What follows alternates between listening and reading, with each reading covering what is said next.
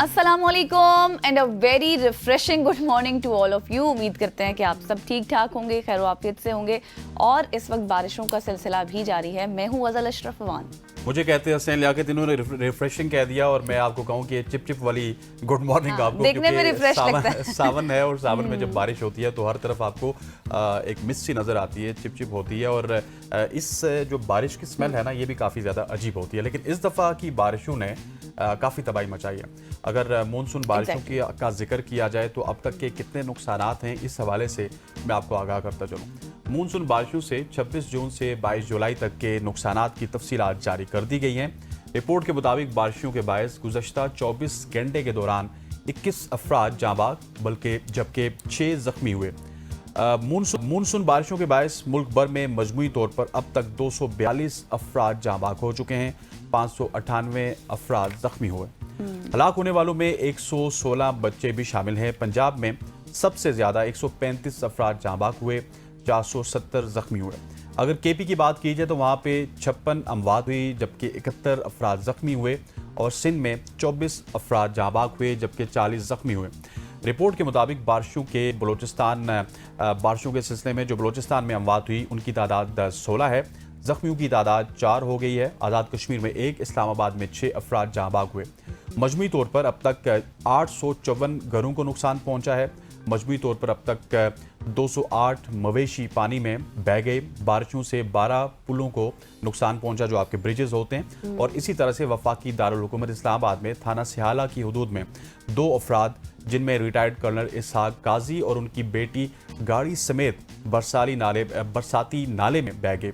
Rescue हुकाम का कहना है कि पानी में कर्नल रिटायर्ड इसहाक और उनकी साहिबजादी की तलाश के लिए ऑपरेशन जारी है और पुलिस, हाउसिंग सोसाइटी का अमला, रेस्क्यू 1122 और गोताखोर टीम उन्हें तलाश कर रही है। हाउसिंग सोसाइटी के फेज 5 के नाले से बह जाने वाली गाड़ी का बम्पर मिल गया है, अलबत्ता गाड़ी की तलाश अभी भी जारी है। एग्जैक्टली और ये बहुत ही दिल दहला देने वाला वाक़या था। कल इसकी वीडियो जब मेरे सामने आई तो वो अभी अपने घर से निकले ही थे कि आगे पानी था और जब उन्होंने गाड़ी दोबारा से रीस्टार्ट करने की कोशिश की तो गाड़ी पानी में बह गई और वो मदद को भी पुकारते रहे। लेकिन ज़ाहिर है पानी का बहाव इतना ज़्यादा तेज़ था कि देखते ही देखते उनकी गाड़ी इस तरह से बह गई। अभी सिर्फ बम्पर मिला है और उनकी तलाश अभी तक जारी है। लेकिन इससे पहले जो आपने अदादोशुमार बताए हैं तमाम सूबों से भी, ये सिर्फ एक अदादोशुमार नहीं है। ये तो चले हम लोग सिर्फ एस्टिमेट बता सकते हैं, लेकिन इसके पीछे पूरी एक कहानी है, एक ख़ानदान का गम है। और हमारी दुआ है तमाम मुतासरीन के साथ कि अल्लाह ताला उनको जो भी इस वक्त मुतासिर हो रहे हैं लोग उनकी भी हिफाजत फरमाए और जो इस वक्त जहाँ बहक हो चुके हैं उनको भी जन्नतुल फिरदौस में जगह अता फरमाए। लेकिन ये है कि ज़्यादा से ज़्यादा हम आपको यही कह सकते हैं कि अपनी एहतियात खुद करें, घरों से बाहर बिल्कुल भी ना निकलें, जितना ज़रूरी काम है उसको डिले कर दें, अगले दिनों पर ले जाएं, आउटिंग पे मत जाएं, क्योंकि ये जो मानसून की बारिशें हैं इन्होंने बहुत ज़्यादा तबाही मचा दी है।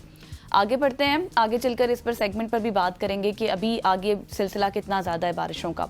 पाकिस्तान के नौजवानों के लिए एक बहुत ही शानदार मौका सामने आ गया, एक ऐसा मौका जो ना सिर्फ उनकी तख्लीकी सलाहियतों को उजागर करेगा बल्कि अगर हम नेशनल लेवल पर बात करें तो उनकी पहचान भी बन सकता है। बात कुछ यूँ है कि वज़ीर-ए-आज़म यूथ प्रोग्राम ने पाकिस्तान ओलंपिक एसोसिएशन, वजारत बैनुल-सूबाई राबिता और पाकिस्तान स्पोर्ट्स बोर्ड के इश्तराक से नेशनल यूथ गेम्स 2025 के लिए लोगो डिज़ाइन का एक नेशनल कंपटीशन शुरू कर दिया है। जीतने वाले लोगों को नेशनल यूथ गेम्स 2025 का ऑफिशियल निशान भी करार दिया जाएगा और इसके साथ 1 लाख रुपए नकद इनाम भी दिया जाएगा। और इसके साथ साथ मेन जो मकसद है मुकाबले का वो क्या है, वो ये है कि जितनी भी नौजवान नस्ल है उनको कौमी जो एक्टिविटीज़ होती हैं, नेशनल एक्टिविटीज़, उसमें शामिल करना है ताकि वो ना सिर्फ खेलों को फ़रोग में अपना किरदार अदा कर सकें बल्कि नेशनल लेवल पर भी अपनी एक शनाख्त बना सकें। और डिज़ाइन जमा करवाने की जो लास्ट डेट है वो 30 जुलाई 2025 है। जिन लोगों के पास ये सलाहियत है वो लोग लोगो डिज़ाइन करें, पेन पेंसिल उठाएं और अपनी जो इमेजिनेशन है उसको रियलिटी में तब्दील करें और फिर नाम भी बनाएं। बिल्कुल ऐसी है और लोगों के लिए आपको कुछ ज़्यादा मेहनत नहीं करनी है। अगर आपको क्रिएटिव काम आता है तो आप इसको लैपटॉप में भी बना सकते हैं, अपने मोबाइल फ़ोन पे भी बना सकते हो। जिस तरह गज़ल ने कहा, बड़ा सिंपल है कि आप अपने हाथ से भी कोई क्रिएटिविटी अगर करना चाहते हैं तो वो इतना अगर क्रिएटिव है कि वो पूरे पाकिस्तान में वायरल हो सकता है और पूरे पाकिस्तान से उसको वोटिंग मिलनी है। जिस तरह के ये एक कौमी मुकाबला है तो डेफिनेटली इसकी कोई वोटिंग हर जगह पे होगी। सो इस हवाले से आपको जल्दी से एफर्ट करनी चाहिए, क्योंकि इनाम है 1 लाख का। क्या पता 1 लाख किसी रुपए, ब्रांड की पहचान बन जाए आपका लोगो। और 1 लाख रुपए आप इस लोगो को बनाने में जीत सकते हैं, और उसको जीत के आपको जो एडवर्टाइजमेंट मिलेगी, जो आप डिस्कस होंगे, वो अलग है कि आपको डिफरेंट लोग डिस्कस करेंगे, आप टॉक इन टाउन बनेंगे। सो ज्यादा से ज्यादा एफर्ट कीजिए और ये लाख रुपया भी कमाइए और पूरी कौम में अपनी शनाख्त भी बनाइए। खवातीन हज़रात, आगे बढ़ते हैं और आगे बढ़ते हुए आपको बताते हैं सोलर पैनल के हवाले से। वैसे अक्सर ये हमने देखा है कि हम जब गर्मी ज़्यादा होती है, 35 प्लस होती है, 45 तक जाती है इस्लामाबाद में, हम कहते हैं सोलर पैनल की प्रोडक्शन बहुत ही अच्छी होती है। लेकिन एक मिसकंसेप्शन है। But that is a misconception. शदीद धूप में सोलर पैनल क्या ज़्यादा बिजली बनाते हैं? ऐसा नहीं है। कॉमन सेंस तो यही कहती है, मगर माहिरीन शमसी तवानाई का कहना है कि जदीद सोलर पैनल 15 से 25 दर्जे सेंटीग्रेड में बेहतरीन काम करते हैं। मतलब 25 सेंटीग्रेड आपका टेम्परेचर है तो वो सही काम करेंगे। गर्मी जब 25 सेंटीग्रेड से बढ़ती है तो हर एक दर्जा हरारत बढ़ने पर पैनल की जो कारकर्दगी है वो 0.3 से 0.5% कम हो जाती है, क्योंकि सोलर के जो सेल्स होते हैं उनमें बिजली पैदा करने वाले इलेक्ट्रॉन उसकी हद से ज़्यादा वो बाउंस कर जाते हैं और यूं वोल्टेज कम जन्म लेता है और बिजली भी कम बनती है। माहिरीन की रूह से शदीद गर्मी में पैनल्स की कारकर्दगी बेहतर रखने के लिए ये अमल कीजिए। छत पे पैनल स्टैंड पर लगाए गए पैनलों का रंग हल्का हुआ और वो रिफ्लेक्टर मटेरियल से बने हुए हों तो उसमें भी कुछ दीगर जो है वो बाइफर्केशंस हैं। दीगर मुतलका जो आलात हैं, अगर आपके पैनल ऊपर लगे हुए तो आपके जो आलात हैं ये आप नीचे लगा लें। और याद रहे कि मोनोक्रिस्टलाइन ये सोलर पैनल आम मौसम में ज़्यादा बिजली बनाते हैं मगर शदीद गर्मी में अच्छा काम नहीं करते, और पॉलीक्रिस्टलाइन ये पैनल आम हालात में कम बिजली बनाते हैं मगर शदीद धूप में भी अपनी कारकर्दगी बहाल रखते हैं। सो आपने आधे एक पैनल लगा लें, आधे दूसरे पैनल लगा लें तो आपका गुजारा हो सकता है। अच्छा, जिस तरह से अब ये है कि सोलर पैनल का रुझान भी बढ़ गया था, बिजली की कीमतें जिस तरह से इजाफा हुआ, बिल भी आ रहे थे, लोगों ने कहा कि हम सोलर पैनल्स की तरफ चले जाएं। जब सोलर पैनल्स की तरफ गए तो वहाँ पर भी टैक्स लग गया। लेकिन ये जो हम स्टोरी आपके साथ शेयर कर रहे हैं, स्टोरी बताने का मकसद ये है कि जिन जिन लोगों के पास इस वक्त सोलर पैनल्स इनके घरों में लगे हुए हैं वो अपना थोड़ा सा अपनी एक मिथ को क्लियर कर लें, क्योंकि लोग कहते हैं कि एक्सट्रीम हीट होगी तो जितनी ज़्यादा तेज़ धूप उतनी ज़्यादा बिजली, लेकिन ऐसा बिल्कुल भी नहीं है। जब बहुत ज़्यादा हीट होती है तो उसकी एफिशिएंसी कम हो जाती है सोलर पैनल्स की, और फिर आपको पता है कि ज़्यादा जो तेज़ शदीद धूप होती है वो सोलर पैनल्स को नुकसान भी पहुँचा सकती है, क्योंकि सोलर पैनल्स को सिर्फ और सिर्फ सन लाइट की ज़रूरत होती है, ना कि तेज़ धूप की ज़रूरत होती है। जब 40+ टेम्परेचर आता है तो फिर आपके जो सेल्स होते हैं वो काम उस तरह से करना बंद कर देते हैं। वैसे मुझे एक और सवाल भी यहाँ पे पैदा होता है कि अगर आप इस्लामाबाद की स्पेशली बात कर लें तो पिछले 2 हफ्ते से यहाँ पे बारिशें हो रही हैं और धूप बहुत कम लगी है। सो हमें आप इस हवाले से फीडबैक भी दे सकते हैं कि आजकल आपकी बिजली की पैदावार किस हद तक है और किस हद तक नहीं है, क्योंकि मुझे लगता है कि बिजली बहुत कम पैदा हो रही होगी, क्योंकि सूरज तो लगता ही नहीं है। नहीं लगता, बहुत कम लगता है। मतलब जैसे अभी बारिशें हो रही हैं तो शाम में एक टाइम पे सूरज आ जाएगा, तो इस हवाले से भी थोड़ा देखना है। लोगों के लिए तो मुश्किलात ही पैदा हो गई। वो तो सोलर पैनल्स इसलिए लगवा रहे थे कि चलो थोड़ा फायदा होगा, लेकिन खैर ये आपको क्लियर करना भी जरूरी था कि इस तरह से मत सोचें कि जितनी तेज धूप होगी हम उतना ही सोलर पैनल लगाएंगे तो हमारे सोलर पैनल ठीक हो जाएंगे। बल्कि जो तरीका आपको हसनैन ने स्टोरी शेयर करते हुए बताया कि कलर उनका थोड़ा सा हल्का होना चाहिए, सायादार चीज़ें साथ होनी चाहिए, तभी आपके सोलर पैनल्स वर्क कर सकेंगे। आगे बढ़ते हैं और फीफा वर्ल्ड कप में पीरो की कोचिंग करने वाले नॉल्बर्टो सोलानो की हवाले से बात करते हैं, जो कि पाकिस्तान फुटबॉल टीम के कोच मुकर्रर हो गए हैं। और Pakistan football federation executive committee ने कौमी टीम के कोच और असिस्टेंट कोच की मंजूरी भी दे दी है। अर्जेंटाइन से ताल्लुक़ रखने वाले जॉर्ज का भी अगर बात करें उनके हवाले से, तो वो भी फुटबॉल टीम का वो भी असिस्टेंट कोच मुकर्रर कर दिए गए हैं। और PFF एक्सको में 13 में से 7 अरकान ने तकर्री की मंजूरी दी है, जिसमें से 6 ने मुखालफत भी कर दी है। और नॉल्बर्टो ने, अगर उनकी बात की जाए और जॉर्ज की बात की जाए, तो उनकी ये जो तकर्री की गई है वो 1 साल के लिए हुई है। और दोनों कोचेस पाकिस्तान की कौमी फुटबॉल टीम और अंडर 23 फुटबॉल टीम ज्वाइन करने पर भी राजी हो चुके हैं, जबकि पाकिस्तान फुटबॉल फेडरेशन इन दोनों कोचेस के साथ रवा हफ्ते मुआहदा भी साइन कर लेगी। नॉल्बर्टो के हवाले से अगर बात करें तो 2018 के वो फीफा वर्ल्ड कप में पीरो फुटबॉल टीम के कोच भी थे, और 2022 में बात करें तो वर्ल्ड कप क्वालिफायर्स में भी नॉल्बर्टो ने पीरो की टीम की कोचिंग की है।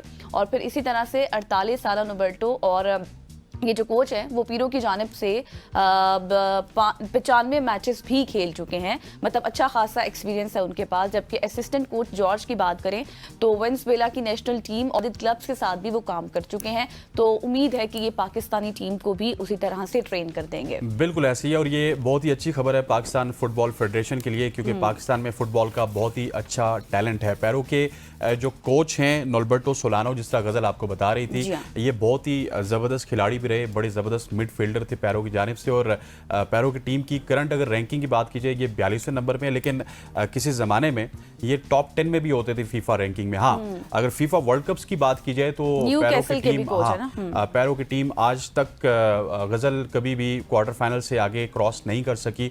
अनफॉर्चुनेट है कि क्वार्टर फाइनल तक उनका सफर रहता है, लेकिन यह है कि काफ़ी अच्छी टीम रही है पैरो की टीम। और अगर दूसरे कोच की बात की जाए तो वो भी वेनेजुएला की जानिब से अच्छी खासी उन्होंने फुटबॉल खेली है और बड़े अच्छे प्लेयर थे। सो इनकी तकर्री से पाकिस्तान फुटबॉल के जो प्लेयर्स हैं उनको काफ़ी कुछ सीखने को मिलेगा। एक तरफ अगर एक टॉप 10 टीम या फिर टॉप 42, आजकल तो वो 42 में, लेकिन टॉप 10 तो किसी ज़माने में रहे जब मेरा ख्याल है कि अल्बर्टो खेल रहे थे। सो उस वक्त अगर ये पाकिस्तान के कोच बच्चों की बात की जाए तो उनको सीखने के लिए काफ़ी कुछ मिलेगा। और यकीनी तौर पर हमारे जो फुटबॉलर्स हैं, न्यूकैसल के प्लेयर भी रह चुके हैं और इसके साथ कोच भी रह चुके हैं, खेला भी उन्होंने।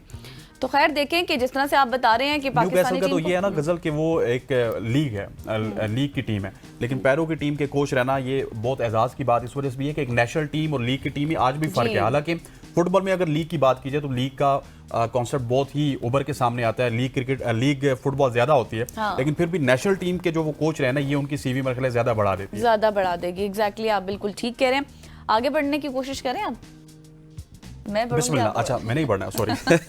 ख़वातीन वज़ात, आगे बढ़ते हुए बताते हैं आपको, पार्किंसंस की बीमारी एक न्यूरोलॉजिकल डिसऑर्डर है जो पट्टों की सख्ती, लर्जिश और तवाज़न बरकरार रखने में दुश्वारी का बायस बनता है। तहकीकात से पता चला है कि तरबियत याफ्ता कुत्ते जिल्द की जो स्मेल है उसकी तब्दीलियों को महसूस कर सकते हैं, जो कि पार्किंसंस की बीमारी की वजह से होती हैं। और इन तब्दीलियों में जिल्द में केमिकल मुरक्कबात की मिकदार में तब्दीली शामिल होती है। कुत्ते इन तब्दीलियों को इतनी जल्दी महसूस कर सकते हैं कि वो बीमारी की अलामात ज़ाहिर होने से पहले ही इसका पता लगा लेते हैं। ये तरबियत याफ्ता जो कुत्ते हैं वो मरीज़ों को तशख़ीस और उनको क्योर करने में, उनके इलाज करने के अमल में अहम किरदार अदा करते हैं। और इनकी मदद से डॉक्टर्स को पार्किंसंस की बीमारी के इलाज के लिए जल्द मुदाखलत करने का मौका मिलता है, जो कि मरीजों के लिए बहुत फ़ायदेमंद साबित हो सकता है। ताहम ये याद रखना भी ज़रूरी है कि कुत्ते की तशख़ीस सिर्फ एक इशारा है और हतमी तशख़ीस नहीं है। उसके लिए आपको हमेशा तभी मुआयना करना पड़ेगा और तशख़ीस के ज़रिए ही आपको पता चलेगा, और कुछ आपको टेस्ट भी करवाने पड़ेंगे, उसके बाद आपको पता चलेगा कि आपको एग्जैक्टली ये बीमारी है या नहीं। बिल्कुल आपने ठीक कहा। पार्किंसंस की जो बीमारी है ये आपकी मूवमेंट की बीमारी होती है। जिन लोगों को है वो ज़्यादा बेहतर समझ सकते हैं। आपके पट्ठों में दर्द, आपके मसल्स में, इस तरह से ये जो बीमारियाँ होती हैं जॉइंट्स में, ये वो बीमारी होती है बेसिकली। और जिस तरह से आपने डॉग्स के हवाले से बताया कि वो इस बीमारी की जल्द तशख़ीस कर सकते हैं, ज़ाहिर है ये सलाहियत उनमें है। लेकिन आखिर में आपने जिस तरह से बात की ना कि ये बीमारी का सही से जो मुआयना है वो डॉक्टर्स ही कर सकते हैं। ज़ाहिर है जिनके पास अब डॉग्स नहीं है, जो उनको नहीं रखना पसंद करते, देखना पसंद करते, तो उनको कैसे पता चलेगा इस बीमारी के हवाले से। तो आपने टेस्ट वगैरह कराने हैं। डॉग्स का तो ये है कि वो सिर्फ आपको हिंट दे सकते हैं, या फिर जिनके पास पालतू हैं, जिन्होंने घर में रखे हुए हैं, उनको पता चल सकता है, क्योंकि वो डॉग्स में ये सलाहियत है कि वो जिल्द को देख कर ये इस बीमारी की पता लगा सकते हैं जल्दी। खैर आगे बढ़ते हैं और बच्चों से रिलेटेड भी कुछ बात कर लेते हैं कि जो बच्चों का स्क्रीन टाइम है, क्या अब बच्चों का जो बचपन है वो स्क्रीन टाइम में कैद हो रहा है? इसका जवाब मैं ये समझती हूँ कि 100 में से आप ये कहें कि 99% लोग तो हाँ ही कहेंगे, लेकिन कुछ लोग होंगे जो नहीं कहेंगे। ऑस्ट्रेलिया की मिसाल हमारे सामने है। अगर मैं उस मिसाल को सामने रखूँ तो पाकिस्तान में भी बच्चों की ऑनलाइन हिफाजत के लिए अहम इकदाम उठाया जा रहा है। ऑस्ट्रेलिया ने हाल ही में 16 साल से कम उम्र बच्चों पर सोशल मीडिया के इस्तेमाल पर पाबंदी का कानून मंजूर कर लिया है, और अब पाकिस्तान में भी इसी तर्ज पर एक नया कानून का मसवदा पार्लियामेंट में भी पेश किया गया।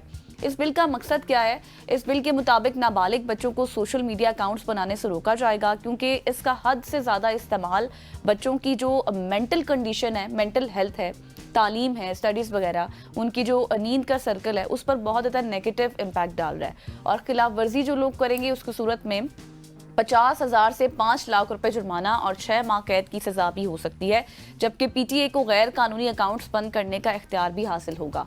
और रिसर्चर्स ये बता रहे हैं, माहिरीन के मुताबिक ये कानून बच्चों के महफूज डिजिटल मुस्तकबिल की तरफ एक मुस्बत कदम भी हो सकता है। बिल्कुल ऐसे ये एक बहुत ही अच्छा कानून है। और जब हमने ये ऑस्ट्रेलिया वाली स्टोरी की थी, मुझे याद है कि आज से 7-8 महीने पहले, सो उस वक्त हमारी ये स्टोरी पूरे पाकिस्तान में बहुत वायरल हुई थी। उस वक्त शायद पाकिस्तान में पीका एक्ट की भी बाज़गश थी और सोशल मीडिया पे काफ़ी कदगन लगाई जा रही थी, एक्स बंद था, उस तरह की चीज़ें नहीं थी। तो उस वक्त लोगों ने ये कहा था कि आप देखिए कि ऑस्ट्रेलिया में भी इस तरह के काम हो रहे हैं, लेकिन ऑस्ट्रेलिया में जो काम हुआ है वो बच्चों के हवाले से हुआ। और अब बहुत ही अच्छा है कि पाकिस्तान इस हवाले से काम कर रहा है, क्योंकि गज़ल में आपको ये याद दिलाऊं कि अगर प्री कोविड की बात कीजिए और पोस्ट कोविड की बात कीजिए तो मामला बहुत डिफरेंट हैं। अगर कोविड से पहले की बात की जाए तो बच्चे इतना ज़्यादा स्क्रीन के साथ उनका लगाव नहीं था, वो ग्राउंड्स में जाते थे, वो क्रिकेट खेलते थे, वो फुटबॉल खेलते थे, वो और गेम्स खेलते थे।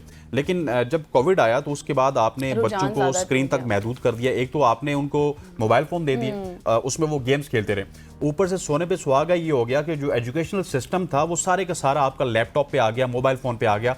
आपके बच्चों ने कान पे लगाई है हैंड फ्री और वो साथ साथ टीचर्स का लेक्चर ले रहे हैं। सो ये 1-2 साल में जब उनको मोबाइल के साथ बहुत ज़्यादा रगबत हो गई तो मोबाइल फ़ोन का इस्तेमाल पूरी दुनिया में, ना सिर्फ पाकिस्तान में, पूरी दुनिया में ज़्यादा हुआ। अब इस हवाले से ऑस्ट्रेलिया में भी कानून बन चुका है। ऑस्ट्रेलिया का कानून तो 6-7 महीने से अप्रूव भी हो चुका है, उनके प्राइम मिनिस्टर ने बड़ा प्राउडली उसको अप्रूव किया। अब देखते हैं कि पाकिस्तान में इस कानून को कब अप्लाई किया जाएगा और कब इसको नाफिज किया जाएगा। पाकिस्तान का सबसे बड़ा मसला गजल ये भी है कि कानून बन जाते हैं लेकिन उनके ऊपर उस तरह से इंप्लीमेंटेशन नहीं होता। लेकिन ना कि अब जिस तरह से सजा रखी गई है, जुर्माने रखे गए हैं, तो शायद डेफिनेटली। तो जी ये थी हमारी आज की सोशल स्टोरीज। उम्मीद करते हैं कि आपको पसंद आई होगी। अब लेते हैं एक ब्रेक और ब्रेक के बाद वापस आएंगे, कुछ मौसम की सूरत हाल से भी हवाले से भी बात कर लेंगे। स्टे विद अस।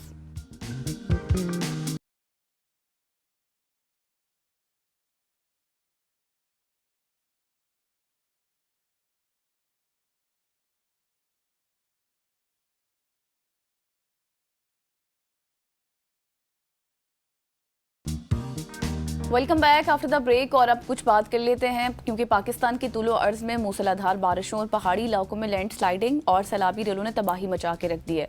मुख्तलिफ हादसात और वाक़यात में मुतअद्दिद अफराद जाँ बहक और ज़ख्मी हो गए हैं, जिनकी तादाद हसनैन ने आपको प्रोग्राम के स्टार्ट में बताई। जबकि हज़ारों सयाह की बात करें और मकामी अफराद, तो वो सड़कों की बंदिश के बायस अभी इस वक्त तक भी फंसे हुए हैं।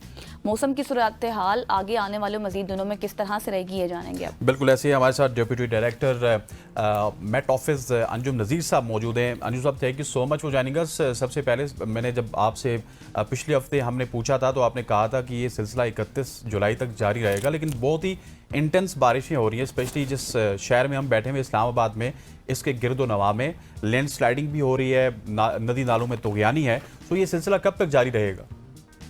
जी बहुत शुक्रिया टू हैविंग मी।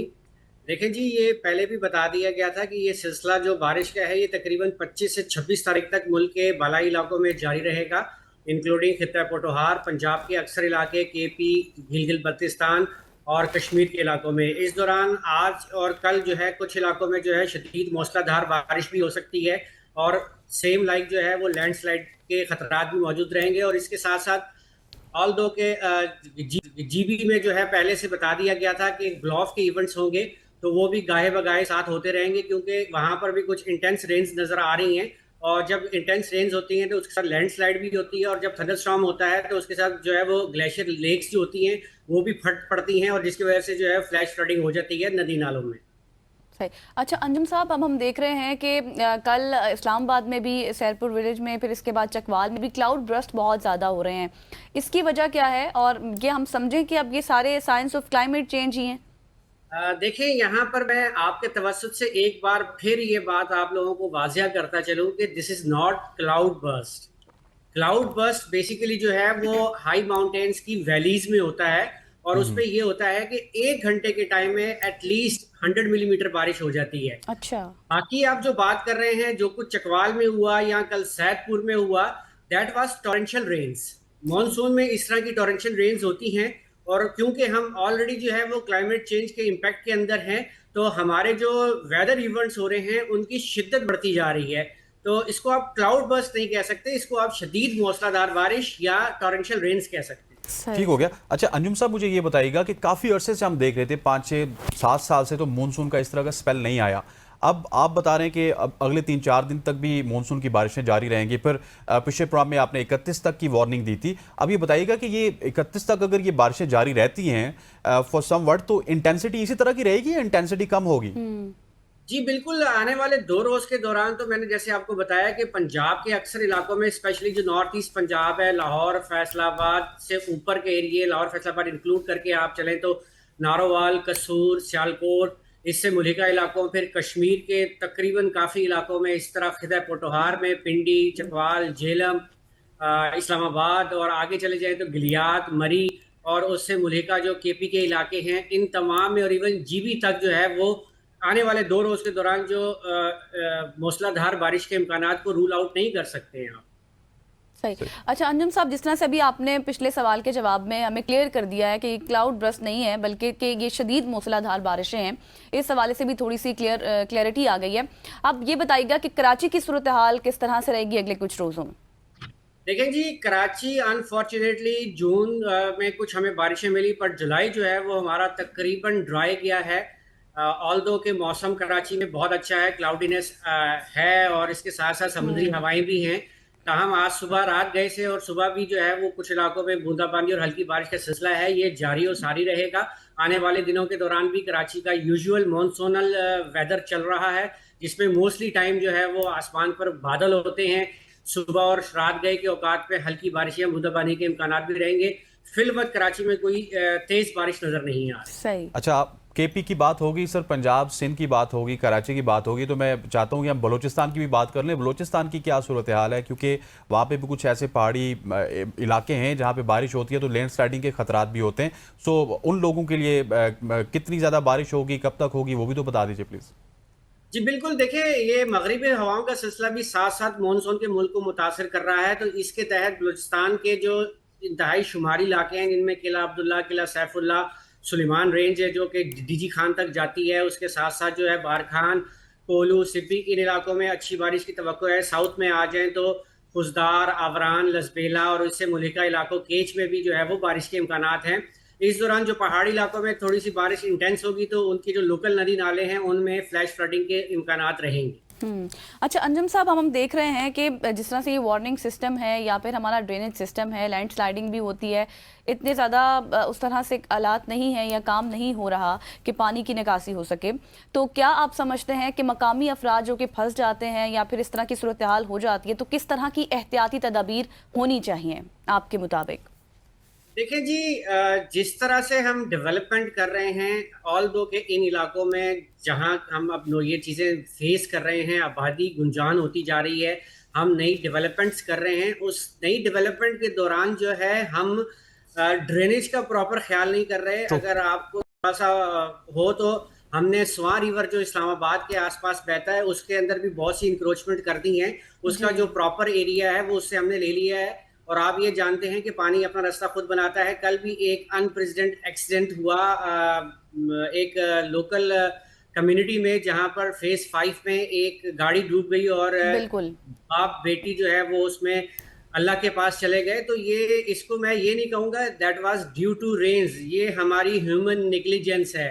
हम प्रॉपर वो जो वाटर वेज हैं उनको श्रिंक करते जा रहे हैं। यही काम हमने सेक्टर E11 में किया है, जहां पर आपको याद होगा कि 2 साल पहले एक टॉरेंशियल रेन हुआ था, जिसकी वजह से काफी फ्लडिंग हुई। लाइकवाइज यही काम हमने सैदपुर में भी किया है कि जो पानी के ओरिजिनल वाटर वेज है उनको हमने श्रिंक कर दी है। तो और इसी वजह से अंजुम साहब प्रॉब्लम होती है, और यही वजह है, और इसी वजह से प्रॉब्लम भी होती है, और हम हुकूमत को मुर्द इल्ज़ाम ठहराते हैं। Thank you so much Anjum भाई, आपने हमें वक्त दिया। इंशाल्लाह फिर आपसे गुफ्तगू का सिलसिला अगले दिनों में भी। ख़वातीन हज़रात, आगे बढ़ते हैं और एक अफसोसनाक वाक़े के हवाले से बात करते हैं। सवात का एक वाक़या तो आपको याद ही होगा, लेकिन अब सवात की तहसील ख्वाजा खेला के गाँव चलियार की बात की जाए तो वहाँ पर अफसोसनाक वाक़या पेश आया जिसने पूरी वादी को हिला कर रख दिया। पीर की शाम मदरसे का कम उम्र तालिब इल्म फरहान मुबैना तौर पर अपने ही उस्ताद के हाथों शदीद जिस्मानी तशद्दुद का निशाना बनने के बाद जान की बाजी हार गया। फरहान ज़हीन और खुश तबाह था, खामोश था और बड़ा ज़हीन था, और जो चंद दिनों की गैर हाज़िरी के बाद जब दोबारा मदरसे आया और लेकिन उसकी वापसी अपने घर नहीं हो सकी और ये उसका मदरसे आना अनफॉर्चुनेटली जानलेवा साबित हुआ। इस हद तक और इस बेदर्दी से उसी के उस्ताद ने उसको मारा है। इतना मारा है कि वो जान की बाजी हार गया। सवाल सही हमारे कॉरेस्पॉन्डेंट हयात चमन हमारे साथ मौजूद है। हयात, इस वाक़े की ज़रा डिटेल्स तो बताइएगा। बच्चा कितने साल का था, फैमिली वालों का क्या रद्द-ए-अमल है? पहले भी मार पीट होती थी उस्ताद की जानिब से? जी बिल्कुल, ये अफसोसनाक वाक़या जो है ये तहसील ख्वाज़ा के इलाके चालियार में पेश आया है, जहाँ पर मदरसे में असातिज़ा ने 12 साल तालिब-इल्म फरहान पर तशद्दुद करके कत्ल कर दिया है। मुर्तद के मुताबिक तालिब-इल्म छुट्टियों पर घर गया था और 2 इजाफी छुट्टियां करने की वजह से तशद्दुद का निशाना बनाया गया। पुलिस ने मदरसे के मोहतमिन मोहम्मद उमर और उनके 2 बेटों एहसानुल्लाह और अब्दुल्लाह के खिलाफ मुकदमा दर्ज कर लिया है, जबकि FIR में नामजद अब्दुल्लाह समेत 10 अफराद को गिरफ्तार कर लिया है। वाक़े के बाद इलाके के लोगों में जो है शदीद गम गुस्सा पाया जा रहा है और मुश्तइल हुजूम ने मेन कालाम रोड हर किस्म के ट्रिपिक के लिए बंद कर दिया है और इंतजामिया ऐसी मुलविस मुल्जिमान की गिरफ्तारी और दीगर मुल्जिमान को FIR में नामजद करने का मुतालबा कर दिया है। इंतजामिया ने मुजाहिरीन से मुज़ाकरात करके रात देर एहतजाज को ख़त्म कराया और मदरसे को पूरी तौर पर सील कर दिया। इंतजामिया ने मुजाहिरीन को यकीन कराई है कि वो 3 दिन के अंदर रोपोश मरकजी मुल्जिमान समेत दीगर मुलविस अफराद को गिरफ्तार करके इंसाफ के कटहरे में लाएगी। लवाहिकीन ने FIR में ये भी इल्जाम लगाया है कि तालिब-इल्म असातिज़ा के नाजायज ख्वाहिशात पूरे न करने पर तशद्दुद का निशाना बनाया गया है। ये नाजायज ख्वाहिशात कौन सी हो सकती हैं हयात? उनके जो लवाहिकीन है उनका ये कहना है कि जो जिस्मानी जो जिनसी तशद्दुद है वो उस पर वो करना चाहते थे, जिसके लिए वो बच्चा तैयार नहीं था। वो जब घर आया था तो वो दोबारा मदरसा जाने के लिए तैयार नहीं था, लेकिन उनके जो दादा है उन्होंने जबरदस्ती उसको मदरसे लाया। उन्होंने पहले भी ये शिकायत की थी, लेकिन इसके बावजूद जब उसके असातिज़ा को ये मालूम हुआ कि इन्होंने घर वालों को बता दिया है तो उनको शदीद तशद्दुद का निशाना बनाया दीगर तलबा के सामने, ताकि जो दीगर तलबा है वो ये शिकायत ना करे। जी अच्छा हयात, तो अब मदरसे में क्या उसको सील कर दिया है या फिर बाकी बच्चे भी वहाँ पर पढ़े हैं? जाहिर है एक बच्चे के साथ इस तरह का वाकया हुआ है तो बाकी बच्चों के हवाले से भी तो खतरा है। इस तरह है कि जिले इंतजामिया जब लोग मुश्तइल हुए वहाँ पर एहतजाज हुआ तो जिले इंतजामिया भी एक्शन में आ गई और उन्होंने मदरसे को पूरी तौर पर सील कर दिया और मदरसे के जितने भी तलबा थे उनको वापस उनके घरों को भेज दिया गया है। जी ठीक हो गया हयात। इस वक्त हमें सवात से आगाह कर रहे थे। सवात की सूरत हाल थी और बड़ी ख़राब सूरत हाल है जहाँ पे एक बच्चा अपनी की बाजी हार गया और वो भी अपने ही उस्ताद जो कि उसको कुरान पढ़ाने वाला था। That is very unfortunate. हम उम्मीद करते हैं कि उस उस्ताद के खिलाफ कार्रवाई अमल में आएगी ताकि इस तरह के आइंदा होने वाले वाक़यात से हम बच सकें। ख़वातीन और हज़रात, यहाँ पर वक्त बचाते हैं एक शॉर्ट सी कमर्शियल ब्रेक का ब्रेक लेते हैं, वापस आते हैं। Stay with us.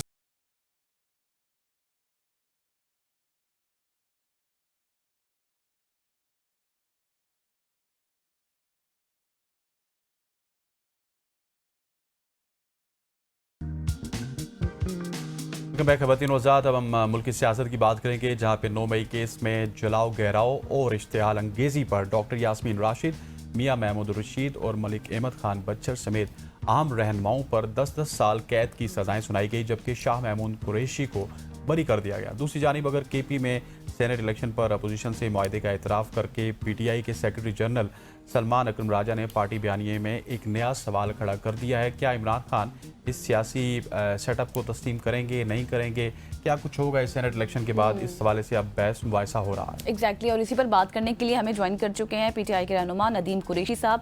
Thank you so much sir for your time. सबसे पहले तो मुझे यही बताएं कि जिस तरह हसनैन भी बात कर रहे थे कि इतनी बड़ी तादाद में अब हम देख रहे हैं कि PTI की क़यादत को सज़ाएँ मिल रही हैं, तो फिर जो तहरीक है 5 को जो होनी है फिर उसका पर क्या उस हवाले से हिकमत अमली होगी आप लोगों की?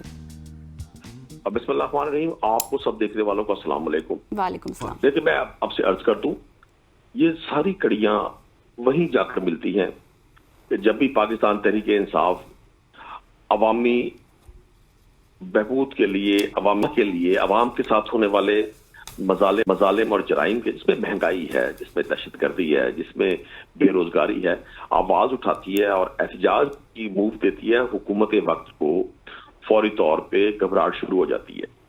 मैं नहीं समझता कि पाकिस्तान की तारीख में इससे पहले किसी जमहूरी हुकूमत के दौर में जो भी है नाम नहाद सही, बहरहाल ये जमहूरी गवर्नमेंट है, यहाँ अदलिया मौजूद है, वजीर आजम मौजूद हैं, कैबिनेट मौजूद है, ऐसे किसी दौर में कभी अपने पॉलिटिकल अपोनेंट के अगेंस्ट इस तरह से मूव चलाई गई हो। अब मैं नहीं समझता कि तारीख इन तमाम वाकयात को किसी अच्छे अंदाज में देखेगी, अच्छे अंदाज में लिखेगी। पाकिस्तान की जो 65% पॉपुलेशन है वो नौजवानों पर मुश्तमिल है।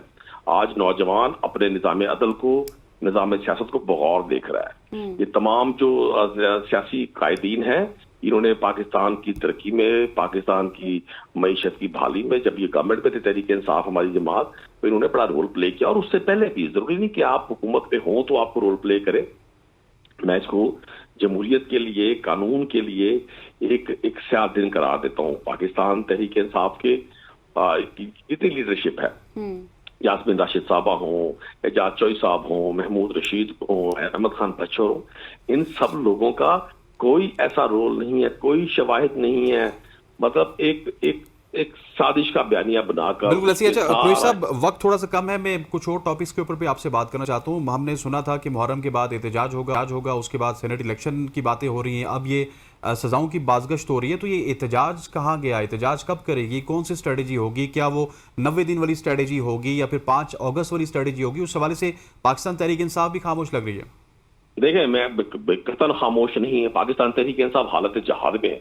क्या मेरी गुफ्तगू से आपको खुशी महसूस हो रही है? मैं कितने रंजीदगी के साथ रुकने असेंबली के तौर पर, और हमारे तमाम लोग, पहले पंजाब में 26 लोगों को जो मौत किया गया अरकान असेंबली को, वो एहतजाज ही कर रहे थे। महंगाई के खिलाफ वज़ीर आला से मुतालबा कर रहे थे कि आप कहती कुछ और है, करती कुछ और है। तो हम हालत जहाद में, कतन ऐसा नहीं है कि किसी नौयत की कोई सजा, कोई ज्यादती हमें हमारी तहरीक से पीछे लेके जा सकती है। इमरान खान करोड़ों लोगों के महबूब लीडर हैं। 8 फरवरी 2024 को यह साबित हुआ, बजरिया बैलेट साबित हुआ, कि पाकिस्तान में अगर किसी एक शख्स पर लोग एतबार करते हैं तो वो अडियाला में जेल, वो कैदी नंबर 804 है। बाकी ये सब लोग रॉन्ग नंबर्स हैं। मैं आपको गुजारिश कर दूं, हम बिल्कुल अपनी जद्दोजहद को आगे बढ़ाएंगे और 5 अगस्त तक ये जद्दोजहद पीक पर होगी। पंजाब में क्रैकडाउन शुरू हुए हैं, पंजाब में लिस्टें बनी हुई हैं, पंजाब में लोगों के घरों पर पुलिस जा रही है पिछले एक हफ्ते से। यही तो परेशानी है, यही तो अजियत है इस हुकूमत की, यही तो इनके जो हवास बाख्ता होते हैं। और ये बजाय आम आदमी की जिंदगी में कोई बेहतरी लाए, ये टीवी स्क्रीन पर जो सब कुछ अच्छा दिखा रहे हैं और ये बताते हैं कि जी सब कुछ बेहतर है, सब कुछ ठीक है, ऐसा नहीं है। यही इनकी परेशानी तो बताती है कि तहरीक मौजूद है। बिल्कुल आप सही कह रहे हैं, तहरीक इंसाफ मौजूद है, अपना एहतजाज के हवाले से भी वो भरपूर तैयार है। और जिस तरह से सेनेट इलेक्शन की हमने स्टार्ट में बात की थी, उसमें भी पीटीआई ने परफेक्टली डिलीवर किया। एक जो जेस्टर हमें नजर आ रहा था, वो लग रहा था कि शायद वफाक में भी होगा, लेकिन एकदम से अब गिरफ्तारियों का सिलसिला कुछ और ही कहानी बयान करा। Thank you so much Nadeem Qureshi साहब, मेंबर सूबाई असम्बली, हमारे साथ मौजूद थे आपके लिए। अब देखना यह है कि एहतजाज की क्या हिकमत अमली, किस तरह से स्ट्रैटेजी, और 5 तारीख को हमें क्या कुछ नजर आता है। यहाँ पर लेंगे एक न्यूज़ ब्रेक के बाद वापस आएंगे। स्टे विद अस।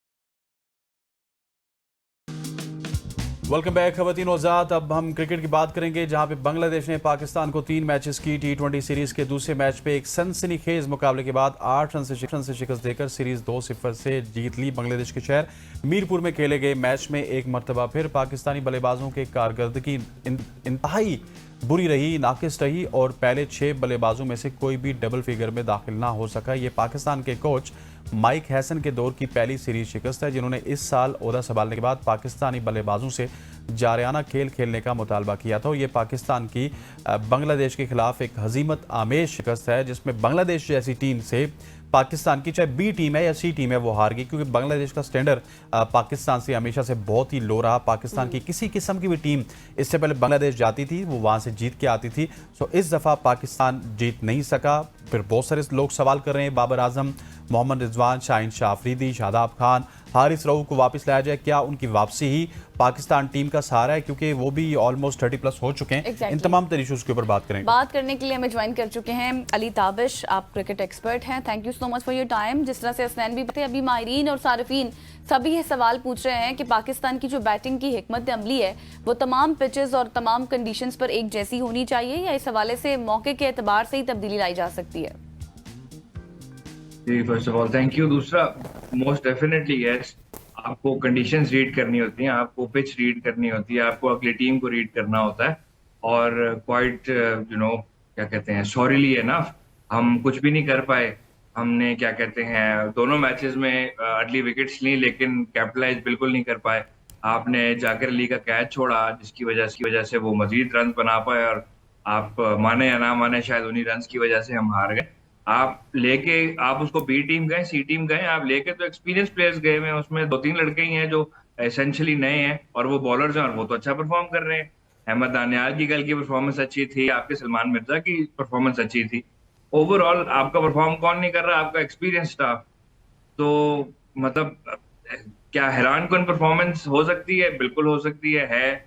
और आप ओवरऑल फेलियर था मतलब in all senses of the word, कि जब आपका 10वें नंबर का बैट्समैन आपके पहले 6 बैट्समैन से ज्यादा स्कोर बना रहा हो, तो there is something very very wrong with the team, most definitely yes. बिल्कुल ऐसी है अली, जिस तरह गजल ने निशानदेही की कि कंडीशंस के मुताबिक हमें बैटिंग करनी चाहिए, लेकिन क्या आप समझते नहीं है कि इस वक्त जितने भी यंग प्लेयर्स की बात की जाए, हारिस हैं, सलमान अली आगा हैं, सलमान अली आगा के बाद जो भी प्लेयर्स आते हैं, या फिर साइम तो चले थोड़ा सा आउट ऑफ टच हमें नजर आते हैं, इनको वक्त देना चाहिए ठीक उसी तरह से जिस तरह से इंडिया ने अपनी नई टीम को वक्त दिया। हमने देखा कि इंडिया की टीम वेस्ट इंडीज में भी जाके हारी, जिम्बाब्वे में भी जाके हारी, लेकिन बाद में जाके उसी टीम ने साउथ अफ्रीका में हराया। So let's give them time. बिल्कुल, मोस्ट डेफिनेटली यस। लेकिन आप देखें, हसनैन आपको याद होगा मैंने आपके शो पे आके कहा था कि जब लोग शान मसूद को निकालने की बातें कर रहे थे, तब मैंने आपके शो में ये भी कहा था कि शान मसूद को टाइम दें। मैं ये नहीं कह रहा आप इनको टाइम ना दें, आप यंगस्टर्स को जरूर टाइम दें, आप प्रॉपर यंग टीम तो बनाएं। आपके पास यंग टीम से मुराद क्या है? आपके पास नए खेलने वाले खिलाड़ी कितने हैं इस टीम में? ठीक है, आपके पास पुराने खिलाड़ी हैं जो कुछ नहीं कर पाए, आपके पास वो खिलाड़ी हैं जिनको आप लेके इस वजह से गए हैं क्योंकि उनकी बीपीएल की परफॉर्मेंसेज अच्छी रही हैं। तो उसमें भी कमाल चीज ये हो गई कि 15 पे 5 अगर आपके क्या कहते हैं बिल्कुल एक्चुअल यंग टीम से हुआ होता ना, समवट उस तरह की टीम जो कि शादाब खान लेके गए थे अफगानिस्तान के खिलाफ, जो कि एक्चुअली में प्रॉपरली अच्छी खासी यंग टीम थी, उसमें ये पुराने जो हमारे जिनको इंग्लिश में हैजबिन्स बोलते हैं वो नहीं थे। हम हार गए थे, लेकिन एटलीस्ट क्या कहते हैं हमें ये तो पता था कि हमारी टीम बिल्कुल नहीं है, एक्चुअली यंग टीम है। अभी एक्चुअली यंग टीम तो नहीं है, एक्चुअल नए खिलाड़ी तो नहीं है, काफी सारे अच्छे खासे पुराने खिलाड़ी हैं, इतने अरसे से खेल रहे हैं। कमाल बात ये थी, फहीम अशरफ ने अपना करियर बेस्ट स्कोर बनाया। और आप जब पिच कंडीशन क्या कहते हैं कंडीशंस को रीड करने की बात करते हैं, तो मुझे ये चीज समझ ही नहीं आई कि आप स्पिनर कैसे नहीं खिला सकते बांग्लादेश के ट्रैक्स पे। कल जो उन्होंने हमारी जिंदगी अजाब की थी, शुरू के चंद ओवरों में फास्ट बॉलर ने की थी, खैर उस टाइम सारा जो है ना वो क्या कहते हैं the damage was done. But then again end में जब स्कोर बन भी रहा था, लेकिन विकेटें भी ले रहे थे उनके स्पिनर्स थे जिनकी बॉलें हमें समझ ही नहीं आ रही थी, जिनसे हमें खेला ही नहीं जा रहा था। वो हल्की बॉल भी डाल रहे थे, वो तेज गेंद भी डाल रहे थे, ऑल सॉर्ट्स ऑफ जो ट्रिक्स होती हैं वो सब दिखा रहे थे, और हमारे पास स्पिनर था ही नहीं। और जहां पे हमने अगर टॉस जीत के बॉलिंग का फैसला किया और आपने top of the line wickets भी ले ली, तो उसके बाद आपने उनको छोड़ा क्यों? आपने उनको जगह क्यों दी कि वो स्कोर कर सकें? आपने क्या कहते हैं आपकी रिलेटिवली एक्सपीरियंस टीम थी, इसमें आउट ऑफ टच बेशक कुछ प्लेयर थे, लेकिन आप सोचें इस बात को कि अगर फॉर एग्जांपल मेरे ख्याल से 32 या 33 में जाकर अली थे जब उनका कैच छूटा खुशदिल शाह से, जो कि अच्छे खासे एक्सपीरियंस खिलाड़ी हैं, और आप उम्मीद आपको रखनी नहीं चाहिए उनसे कि ये वो कैच छोड़ेंगे इस स्टेज में आके करियर के।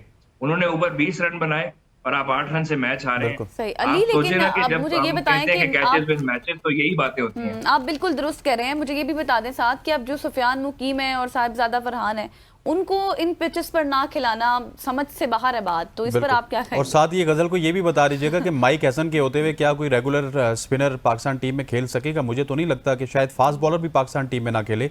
उनका तो दिल ये है कि 11 के 11 ऑलराउंडर्स खेलें।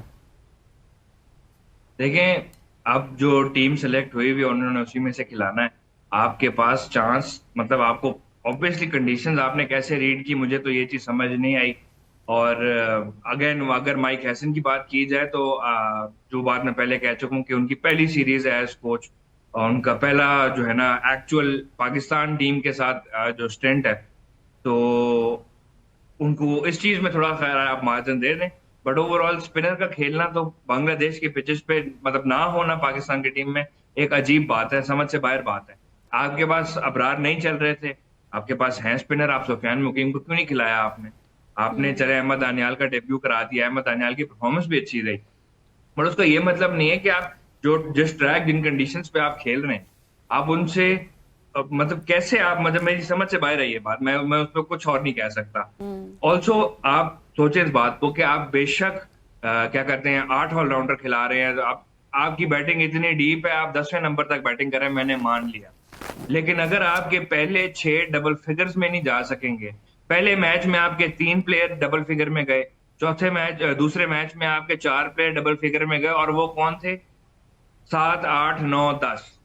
तो there is a problem, there is a very big problem. और आप साहिबजादा फरहान जिनकी इतनी फॉर्म लगी हुई है इस साल में, साल का मेरे ख्याल से वो रिकॉर्ड बना चुके हैं T20 की सेंचुरीज का, आप उनको चांस नहीं दे रहे। आपके पास पहले मैच में नहीं चला, तीसरे मैच में अब आप साहिबजादा फरहान को अगर खिला लेंगे, ठीक है, और वो स्कोर कर जाएंगे, और फिर वो क्या कहते हैं ना, throwing some shade over the previous team वाला सीन हो जाएगा। बट देन अगेन आप ये इस मैच में क्यों नहीं किया गया, इस मैच में क्यों नहीं किया गया? हालांकि इतनी यूटिलिटी है साहिबजादा फरहान की, इतनी अडेप्टेबिलिटी है, बुकिश प्लेयर वो बिल्कुल नहीं है, कहीं से नहीं है, वो अडेप्ट करके अपनी गेम खेलते हैं, which is a great thing, जिसकी मेरे ख्याल से जो उनकी बड़ी वजह है इतने रन करने की इस साल में। और ओवरऑल उनकी आप पास परफॉर्मेंसेस देखें, उनका स्ट्राइक रेट देखें, आप कुछ ना देखें, आप 2025 के सिर्फ उनके फिगर्स देख लें, अमेजिंग फिगर्स हैं।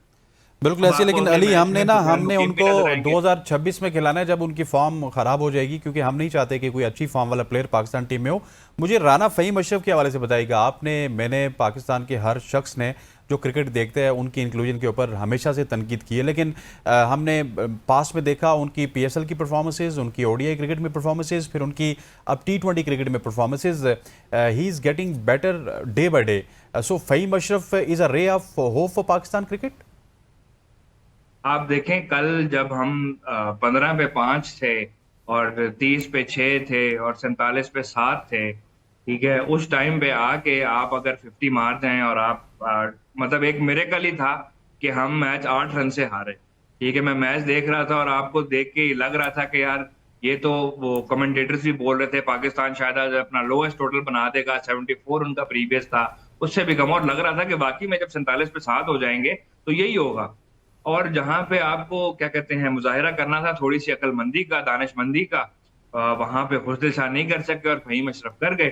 फ़हीम अशरफ की ओवरऑल परफॉर्मेंसेस बुरी नहीं रही, उनकी BPL की परफॉर्मेंसेस भी अच्छी थी, उनकी PSL की भी, ओवरऑल एज अ क्रिकेटर उनकी परफॉर्मेंसेस बहुत अच्छी चल रही हैं।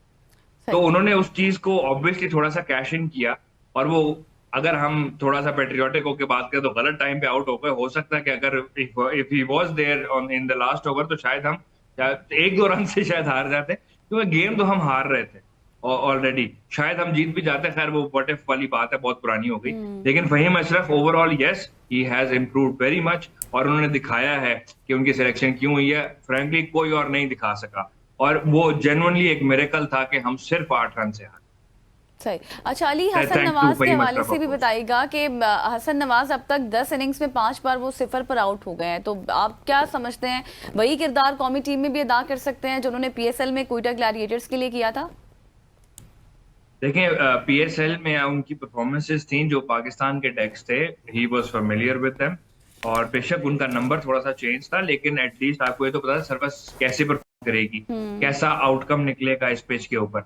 ये बिल्कुल अनप्रेडिक्टेबल पिचेस हैं। माइक हैसन की बात से मैं थोड़ा सा स्लाइटली एग्री इसलिए करूंगा कि ये जो current modern day T20 game है उसके स्टैंडर्ड की ये नहीं है पिचेस, तो यहाँ पे आपको चाहिए होती है अडेप्टेबिलिटी।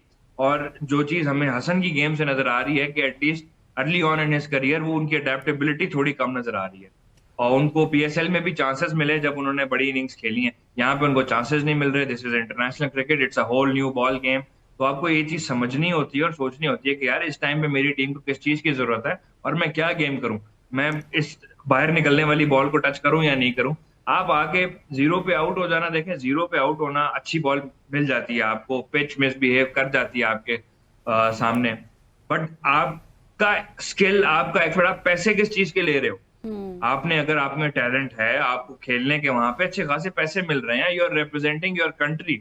और रिप्रेजेंटिंग योर कंट्री से मुझे याद आया कि मैं पॉडकास्ट देख रहा था कुछ दिन पहले जिसमें इंग्लैंड के ग्रेट्स बैठे हुए थे, sir Alastair Cook, Michael Vaughan, क्या कहते हैं हमारे वो बड़े जबरदस्त कमेंटेटर हैं नासिर हुसैन इंडिया के, वो भी बैठे हुए थे और इंग्लिश कमेंटेटर्स बैठे हुए थे, और वो यही बात कर रहे थे कि यार आप ग्लोरीफाई कैसे कर सकते हो, आप कैसे playing for your country should be the biggest thing for you, आप उसको इंसेंटिवाइज कैसे कर सकते हो, आप कैसे ये चीज जमा सकते हो कि इससे बड़ी चीज नहीं होनी चाहिए, और ये चीज हमारे प्लेयर्स में बहुत। लेकिन Ali that is very unfortunate, वक्त थोड़ा सा कम है, ये मेरा ख्याल है कि अलग इस पर डिबेट हो सकती है, क्योंकि अब ये चीज़ें ग्लोरीफाई हो चुकी हैं और इसकी प्राइम एग्जांपल है फुटबॉल। फुटबॉल में भी लोग अपने मुल्क की नुमाइंदगी सिर्फ वर्ल्ड कप में करते हैं और लीग क्रिकेट, लीग फुटबॉल ज़्यादा खेलते हैं और लीग्स पे पूरा साल खेलते रहते हैं।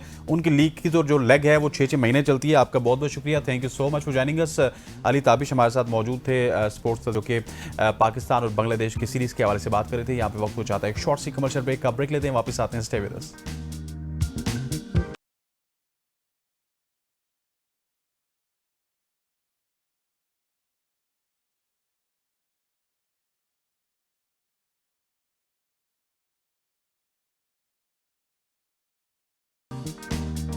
वेलकम बैक ख़वातीन और हज़रात। आज हमने आपको एक और नन्हे मेहमान से बुलाना है, लेकिन इन्होंने अपने छोटे से कदमों से बहुत बड़ा काम कर लिया है और दुनिया को बदलने का हौसला भी दिया है। और जब ये छोटे कदम चलते हैं ना तो तब ही तारीख बनती है। मैं बात कर रहा हूँ 8 साल की उम्र की सिमाबिया फातिमा की, जो कि अपने वालिद तकी अहमद साहब जो कि बड़े मारूफ एक्टर भी हैं, उनके साथ इन्होंने टाइगर पीक को सर किया। सिर्फ टाइगर पीक सर नहीं की बल्कि 4580 मीटर की इस बुलंद पीक पे उन्होंने फ़लस्तीन का झंडा भी लहराया। लेकिन इसमें मुझे सिमाबिया को भी दाद देनी होगी, साथ तकी साहब को भी दाद देनी होगी कि तकी साहब ने बहुत बड़ा दिल किया सिमाबिया को साथ लेके गए और सिमाबिया ने बहुत हिम्मत दिखाई और इतनी बुलंद चोटी पे जाके इनकी जो वीडियो थी वो काफ़ी ज़्यादा वायरल हुई, जिसमें वो फ़लस्तीन का झंडा भी लहरा रहे हैं। लेकिन इनसे इनकी जर्नी के हवाले से भी हम जरूर जर्नी के हवाले से पूछेंगे। लेकिन इसके साथ आपको मैं ये भी बता दूं, जो टाइगर पीक है ना, उसको मिनी K2 ऑफ पाकिस्तान भी कहा जाता है, जो कि कागान वैली में है। और इसके साथ साथ तकी साहब जो हमारे साथ मौजूद है, उनका हाल ही में अभी भी एक ड्रामा चल रहा है शेर, जो कि बहुत फेमस है, आपने देखा होगा, उनमें इनका क्या रोल है। तो तकी साहब, सो मच फॉर योर टाइम, और सिमाबिया आपका भी बहुत शुक्रिया। सबसे पहले तो मुझे तकी साहब आप ही ये बताएं कि कैसे, किस चीज़ ने आपको इंस्पायर किया कि आप अपनी फिर बेटी के साथ वो चलें, एक एक्स्ट्रा ऑर्डिनरी चीज़ हो जाती है, कि क्या इंस्पिरेशन थी आपकी कि आप टाइगर पीक को आपने सर किया? इंस्पिरेशन से ज़्यादा ये एक मिशन था, क्योंकि जैसे कि हम लोग देख रहे हैं आजकल बच्चे गैजेट्स की तरफ, मोबाइल की तरफ बहुत ज़्यादा बच्चों का रुझान बढ़ता जा रहा है। तो मुझे अपनी बेटी का उस तरफ से उसका रुझान हटा के किसी और तरफ लगाना था। मुझे कोई ऑल्टरनेट ढूंढना था। तो उसके लिए मैंने वो चीज़ चूज की जिसमें इसकी फिजिकल स्ट्रेंथ भी सामने आ सके और मेंटली भी ये टफ हो सके। तो मेरा भी शौक था ट्रैवलिंग का, तो मैं इसको इसी तरफ ले के आ गया।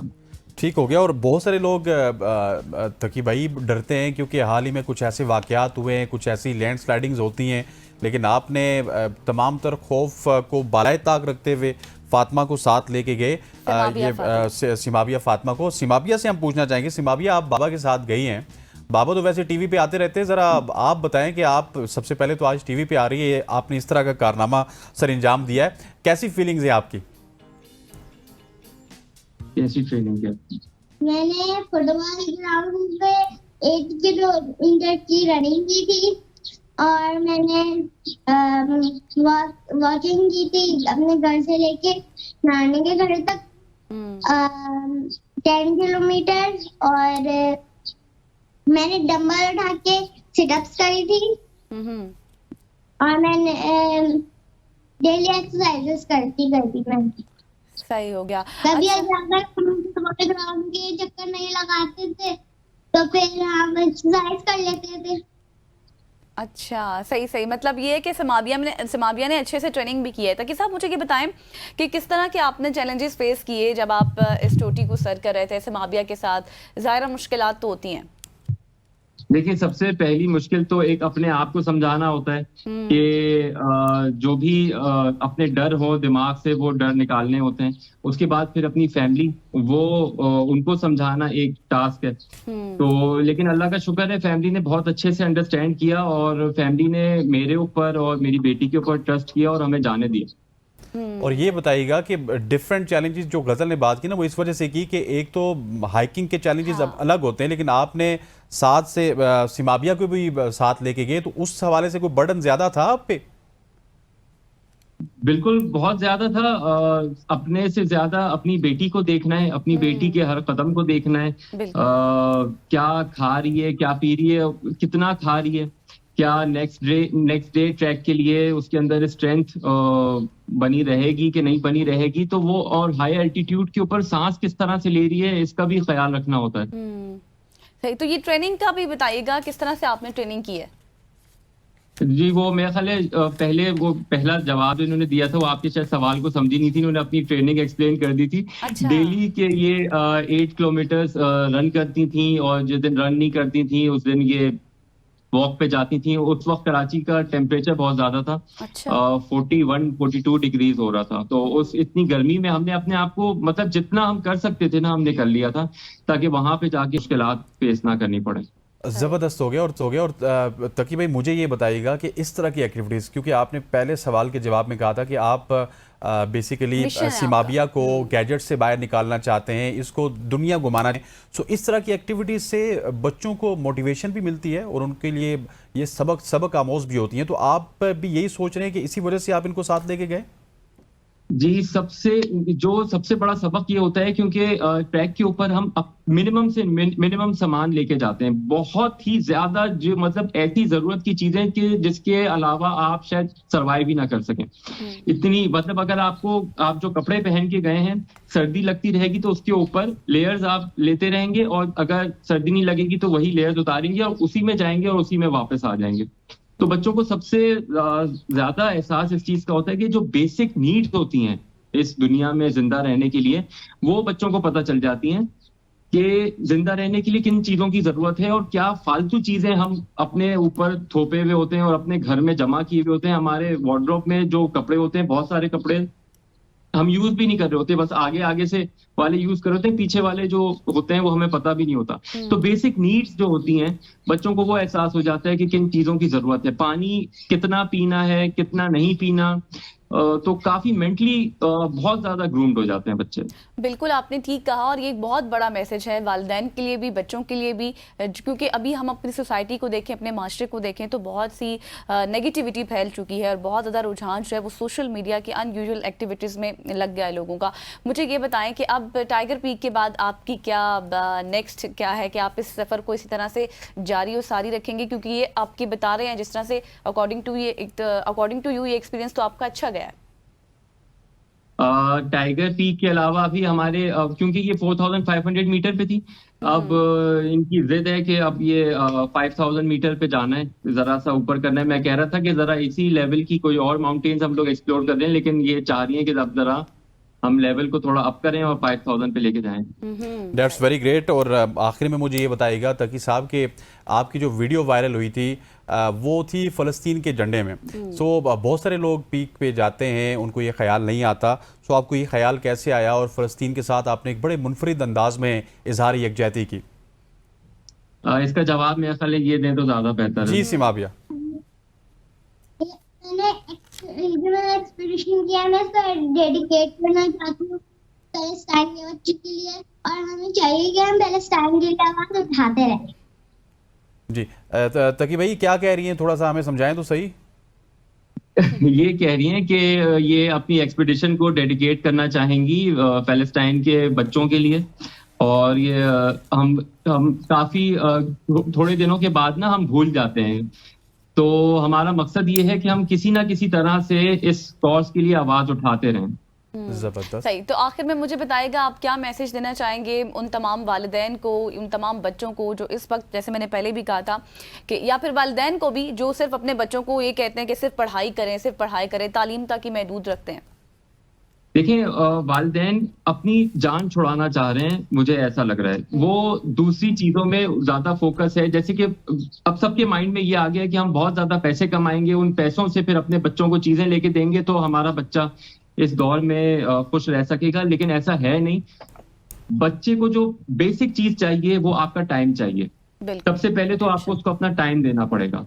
आपको वो आप लोग कहते हैं हमारे पास टाइम नहीं है, लेकिन आपको वो टाइम किसी भी तरह से वो निकालना होगा, वरना आपका बच्चा किस किस रास्ते पे जा सकता है वो आप खुद देख रहे हैं। बिल्कुल बिल्कुल ऐसी है। तकी साहब, thank you so much for joining अस। आप हमारे साथ आए और यकीनी तौर पे आपने सुबह की सोच को 4 चांद लगाए। सिमा भी बहुत शुक्रिया। ख़वातीन और हज़रात, यहाँ पे वक्त हो जाता है एक शॉर्ट सी कमर्शियल ब्रेक का। ब्रेक लेते हैं, वापस आते हैं। स्टे विद अस।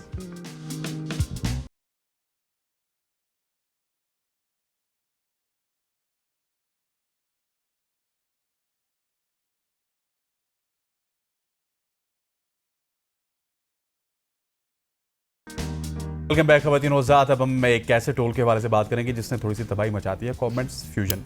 एक नया और ज़बरदस्त टूल है जो लिंक्डइन पर आपको आसान तरीके से क्लाइंट से जुड़ने में मदद देता है। ये आपके लिए खुदकार और समझदार कमेंट्स लिखता है जिन्हें आप सिर्फ एक क्लिक से पोस्ट पर लगा सकते हैं और यूँ क्लाइंट्स आपसे रब्ता करते हैं। ये खास तौर पर उन लोगों के लिए है जो तकनीकी महारत रखते हैं, जैसे कि बैक एंड डेवलपर्स हैं या फिर AI के माहिरीन हैं, लेकिन बातचीत में कमज़ोर होते हैं या क्लाइंट्स से बात करना मुश्किल समझते हैं या फिर वक्त नहीं होता। एग्जैक्टली और इन्हीं पर बात करने के लिए हमें ज्वाइन कर चुके हैं मुराद भट्ट साहब। आप फाउंडर हैं, thank you so much for your time. और अरसलान अशरफ साहब, आप को फाउंडर हैं, आपका भी बहुत शुक्रिया। सबसे पहले तो मुराद साहब मुझे ये बताएं कि how did get the idea of AI generator, किस तरह से आपने ये बनाया और कमेंट फ्यूजन है क्या, ये भी सबसे पहले बताएं। बेसिकली मैं क्लाइंट एक्विजिशन एक्सपर्ट हूँ और सबसे पहले मुझे एक मसला फेस आया कमेंट फ्यूजन, और एक बहुत गहरी स्टोरी है इसके ऊपर। मैं DMs करता था अपने क्लाइंट्स को, लेकिन कोई भी रिस्पॉन्स सही तरह नहीं देता था, इग्नोर करता था। अच्छा, तो जब से मुझे स्टार्ट में ऐसे होता है, आप टेंशन ना लें। जी बिल्कुल स्टार्ट में मैसेजेस की रिप्लाई नहीं आते। बिल्कुल ऐसे ही नहीं आते। और जब मुझे कमेंटिंग का पता चला, मैनुअली कमेंटिंग की मैंने, तो काफ़ी अच्छा रिस्पॉन्स आना शुरू हुआ। मुख्तलिफ टूल्स यूज़ करना शुरू किए, लेकिन उन टूल्स ने मेरी सारी रेपो ख़राब की मेरे क्लाइंट्स के ज़रिए से। तो तब से मैंने सोचा कि एक टूल बनाया जाए, और उसकी वजह से मैंने अरसलान को मैंने ऑन बोर्ड किया और हम लोगों ने ये टूल बनाना स्टार्ट किया। ज़बरदस्त। और अरसलान, जब आप इनके साथ आए तो ये टूल बना चुके थे, अब सिर्फ आइडिया था और इसको डेवलप आप दोनों ने खुद मिलके किया? जी बिल्कुल, सिर्फ आइडिया था, हमने मिलके स्टार्ट किया इसको, स्टार्टअप को। और जब आपने ये डेवलप किया तो आपको भी कोई परेशानी थी? क्योंकि इनको तो वो सारा कुछ हो चुका था कि इनको डायरेक्ट मैसेजेस नहीं आ रहे थे, DM ये कर रहे थे, रिप्लाई नहीं आ रहे थे। आपको क्या जी बिल्कुल, ये हर फ्रीलांसर की एक कहानी है। उसको सबको क्लाइंट एक्विजिशन के लिए, क्लाइंट्स के लिए बहुत ज़्यादा ना स्ट्रगल करनी पड़ती है। डिफरेंट प्लेटफॉर्म पे अपवर्क, फाइबर, वो बहुत ज़्यादा सैचुरेटेड हो चुके हैं जिसके लिए, और वो बहुत ज़्यादा कॉस्टली भी हो गए हैं। अपवर्क पे बिडिंग बहुत ज़्यादा कॉस्टली है, आपको कनेक्शंस बाय करने पड़ते हैं, बहुत ज़्यादा चीज़ें। लेकिन लिंक्डइन एक ऐसा प्लेटफॉर्म है जहाँ पे आप बिल्कुल फ्री ऑफ कॉस्ट आप जॉब ऑफर कर, मतलब जॉब के लिए अप्लाई भी कर सकते हैं। वहाँ पे जितना मर्जी अप्लाई करें, आपको कोई भी मतलब बिडिंग चार्जेस नहीं है, कुछ भी नहीं है। तो इसके लिए हमने लिंक्डइन को चूज़ किया। तो ये फिर आपने सिर्फ लिंक्डइन इसी वजह से चूज़ किया क्योंकि बाकी भी ऐप्स थी, इंस्टाग्राम हो गया और दीगर भी? बेसिकली फेसबुक, इंस्टाग्राम ऑलरेडी एक प्रोडक्ट यूज़ कर रहे हैं मैन्यूचैट के थ्रू, और फेसबुक, इंस्टाग्राम है ही इंटरटेनमेंट प्लेटफॉर्म। हमने बिजनेस टूल्स को प्लेटफॉर्म्स को यूज़ किए इसलिए क्योंकि वहाँ पे सारे बिजनेस से रिलेटेड हैं और वहाँ पे लोग सर्विसेज सेल करने आते हैं, फंड रेज करने आते हैं या फिर इंगेज करने आते हैं बिजनेस ओनर्स के साथ, कंपनीज के साथ। तो इसी वजह से हमने और भी मजीद, पहले हम लिंक्डइन को चूज़ किया, सेकंड पे हम लोग Twitter, then further on different platforms पे जाएंगे। और अगर आप इसको ट्विटर पे, इंस्टाग्राम पे, फेसबुक पे इन्हेंस करेंगे, आगे बढ़ाएंगे, आपका नेक्स्ट स्टेप है। लेकिन अगर किसी ने लिंक्डइन पे यूज़ करना है और वो फ्रीलांसर भी है और उसको वो अभी आपको सुन रहा है, तो वो किस तरह से यूज़ कर सकते हैं? वो हमारी एक एक्सटेंशन डाउनलोड करेगा, ठीक है, क्रोम में वो ऐड करेगा, उसके बाद साइनअप करेगा हमारी वेबसाइट पे, उसके साथ कनेक्ट हो जाएगा, उसकी लिंक्डइन आईडी उसके पास चली जाएगी, ठीक है, हमारे सॉफ्टवेयर के पास, ठीक है, उसे रीड आउट करेगा कम्प्लीटली, और जो भी उसका प्रॉस्पेक्ट है, क्लाइंट है, उसके नीचे जाके कमेंट करेगा, वो उसकी पोस्ट को रीड करके एक पर्सनलाइज कमेंट जनरेट करेगा, जो उसमें डिफरेंट हमने टोन्स दिए हुए हैं, इनसाइड टोन्स, और अपना इंट्रोडक्शन भी करवा सकते हैं, उसमें काफ़ी ज़्यादा टोन्स हैं हमने ऐड की हुई हैं। तो वो वहाँ से आपकी एक उसके साथ इंगेजमेंट बढ़ती है, आपको वो जानना स्टार्ट हो जाता है, ये भी एक प्रोफेशनल है इस चीज़ में। तो जब आप डिफरेंट अपने क्लाइंट्स को 3 to 4 टाइम अच्छे कमेंट्स करते हैं, तो वो आपका रिप्लाई करते हैं, वहाँ से आपका एक बॉन्डिंग उनसे बन जाती है। तो जब फिर आप उनको DM करते हैं, तो वो आपको मतलब इस तरह से रिजेक्ट नहीं करते, वो आप पे थोड़ा बहुत ट्रस्ट करके आपको एक मेरा ख्याल है कि कोई ना कोई प्रोजेक्ट मिल जाता है। सही हो गया। तो ये एक आम सारिफ, जैसे कि हम आम लोग हैं, तो हम कैसे इसको इस्तेमाल कर सकते हैं? बेसिकली हमने एक स्टैंडर्ड सेट किया हुआ, थ्रेशोल्ड सेट किया हुआ, जो फ्रीलांसर है, जो कि एक 500 जो एक्टिव है लिंक्डइन के ऊपर, बेसिकली वो यूज़ कर सकता है ये। ठीक है। आम बंदा जिसका लिंक्डइन अभी नया बना है उसको, उसके लिए हम गाइडेंस एआई एजेंट हमने लगाया हुआ है हमारे प्लेटफॉर्म के ऊपर, जो कि पूरी गाइड करेगा, और हमारी कम्युनिटी भी है जो हमें जो उसको लेकिन गाइड सर करेगी। कुछ ऐसे लोग भी हैं जिनका लिंक्डइन बहुत पुराना है, जैसे कि हम हैं, लेकिन यूज नहीं करते, बिल्कुल उनके लिए भी है ये फिर? बिल्कुल मैं भी यही कहने वाली थी। बिल्कुल। बेसिकली हमने एआई एजेंट इसीलिए ही बनाया, आप लोगों के गाइड असिस्टेंट इसलिए बनाया है क्योंकि आप लोगों को पहले एक्टिव करेगा, आपके प्रोफाइल को ऑप्टिमाइज करेगा, एंगेज करेगा, आपको बताएगा कि एंगेज किस तरह करना है लोगों के साथ। आपने सपोज जॉब सीख करना है या किसी कोई भी एनी फील्ड, कोई भी सर्विसेज आपको चाहिए, तो वो उसके लिए हेल्प करेगा। फिर आपको वो रेफर करेगा कि आप हमारे टूल पे आएँ। सही। फिर जब आप हमारे टूल पे आएंगे तो वो जब डाटा हमारे पास आ जाएगा, अच्छा आपका प्रोफाइल अच्छी बिल्ड हुई होगी, तब आप इजीली उससे कमेंटिंग करके अपने तो ये सीख कहाँ से सकते हैं, मतलब एक आम पर्सन इसको कहाँ से, कोई आपकी क्लासेस हैं या यूट्यूब आप upload बिल्कुल करते हैं? एआई एजेंट एक ऐसा असिस्टेंट है, जैसे जीपीटी है, तो एक ऐसा असिस्टेंट है जो आपको गाइड करेगा। आप हमारे प्लेटफॉर्म पे आएंगे, आप उसके साथ बात भी कर सकती हैं और आप उसके साथ टाइप करके उसके साथ कम्युनिकेट भी कर सकते हैं। अच्छा। आप अपनी लिंक्डइन की प्रोफाइल की स्क्रीनशॉट खींचेंगे, वहाँ पे उसको पोस्ट करेंगे, वो आपको सारा गाइड करेगा कि ये आपके अंदर इसके फॉल्ट है। अगर आप करना चाहते हैं तो आप भी कर सकते हैं एडिट, और अगर आप हमसे करवाना चाहते हैं तो हम भी आपकी कर सकते हैं। ठीक हो गया। अरसलान अशरफ साहब, मुझे ये बताइएगा कि बहुत सारे एआई टूल्स अभी मार्केट में हैं, लेकिन कमेंट्स फ्यूजन की अगर बात कीजिए स्पेशली, सो ये टूल दूसरे टूल से कहाँ पे इनफरादियत रखता है, मुख्तलिफ है? बिल्कुल इसी तरह। बहुत अच्छा सवाल किया आपने। हमने भी बहुत से ज़्यादा टूल इससे पहले यूज़ किए, बनाने से पहले वो बहुत ज़्यादा जेनेरिक कमेंट्स जनरेट करते हैं, जो कि इतना ज़्यादा इम्पैक्टफुल नहीं होते, जो उसको भी क्लाइंट इग्नोर ही करते हैं, ज़्यादातर उसमें रिप्लाई भी नहीं आते और बहुत ज़्यादा जेनेरिक होते हैं। इसी वजह से हमने इसको बहुत ज़्यादा पर्सनलाइज करने की कोशिश की है। फर्स्ट ऑफ ऑल वो आपकी प्रोफाइल को रीड करता है, फिर क्लाइंट की प्रोफाइल को रीड करता है हमारा जो एआई है, और उसके बाद फुल जो पोस्ट है उसको रीड करके एक पर्सनलाइज कमेंट जनरेट करता है, जिससे हमारे 80 to 90% रिप्लाई आने के चांसेस बढ़ जाते हैं और इंटरेक्शन क्लाइंट करते हैं हमारे साथ। तो ये इस वजह से ये हमारा यूनिक है। तो किस तरह की फीडबैक अभी तक आपको रिसीव हुई है? माशाल्लाह अभी तक तो बहुत अच्छा फीडबैक हुआ है हमारा। 2-3 कंपनीज के साथ कॉन्ट्रैक्ट भी चल रहे हैं। एक अमेरिकन फ्रंट है माशाल्लाह से, अमेरिका की कंपनी है, 2-3 पाकिस्तानी कंपनी है, उनके साथ कोलैबोरेशन की डिस्कशन हो रही है हमारी। मजीद एक्सपेंड करने का सोच रहे हैं अभी आप? जी माशाल्लाह। और ये बताइएगा भट्ट साहब कि इसमें आपने अब ये टूल बना लिया, माशाल्लाह से वो काम भी अच्छा कर रहा है। जिस तरह गज़ल ने फीडबैक की बात की, अरसलान साहब ने बताया कि फीडबैक भी बड़ा अच्छा आ रहा है। So what is the way of earning for you guys in this project, कि आप किस तरह से इस प्रोजेक्ट को अपने लिए अर्निंग वेज में तब्दील कर सकते हैं? बेसिकली इसमें सब्सक्रिप्शन मॉडल है। Okay, you have to subscribe. Yes, you have to subscribe. लेकिन अभी आई ना असल बात तो अब निकली। पैसे देंगे तो मिलेगा। लेकिन पहले 30 डेज आपको फ्री ट्रायल मिलेगा। आप लोग टेस्ट करें, पसंद आता है तो लें, नहीं आता तो ना लें, कोई मसला नहीं है। अच्छा, लेकिन हमने इसके अंदर एडिक्शन एक रखी है कि जो एआई असिस्टेंट है वो एक एडिक्शन है आपकी, वो आपको हेल्प करेगा क्लाइंट को करने में, अपॉइंटमेंट सेट करने में, क्लाइंट से डील करने में, हर चीज़ में वो आपकी असिस्ट करेगा आपको। ठीक है, ठीक हो गया। भट्ट साहब आपका बहुत शुक्रिया, थैंक यू सो मच हो जाने का। अरसलान अशरफ साहब आपका बहुत शुक्रिया, थैंक यू सो मच हो जाने का। ख़वातीन वज़ात, ये थी हमारी आज की सुबह की सोच। हम उम्मीद करते हैं कि आपको सुबह की सोच पसंद आई होगी। मुझे, गज़ल अशरफ को और हमारी पूरी प्रोडक्शन टीम को कल तक के लिए इजाज़त दीजिए। अल्लाह ने के बाद। अल्लाह हाफ़िज़।